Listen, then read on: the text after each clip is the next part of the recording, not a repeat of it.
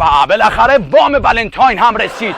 آقا پسرایی که چند تا دارید نیمه گم شده، دیگرانم برداشتی احتکار کردی، وام اومده بیا بردار.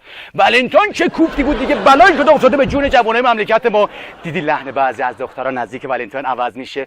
آجی جان اشقا ولنتاین میخوای منو توت بلایدم چونی آیه، اونم میگه آیه. دختر خودش پول داده به پسره بره براش کادو بگیره، اینقدر براش مهم بوده. پسره میگفت دم ولنتاینی هر کاری میکردم بی خیال ما نمیشد. یه جفت پا براش اومدم رفت تو جوب، سر و صورتش ترکید، تمام ژل بوتاکسش خالی شد، اومد بیرون که انهو زامبیا. من از ترس به خودم ترسیدم، در رفتم اما ترس میریخت، ترس من لیز میخورد، دوباره بلند میشد میگو عزیزم قضا بلا بوده بیا ولنتاینمون رو خراب نکن. خلاصه کادو ولنتاین دست به دست نچرخه، به دست خودت نرسه. برات آرزوی موفقیت میکنم، همیشه عاشق باشید.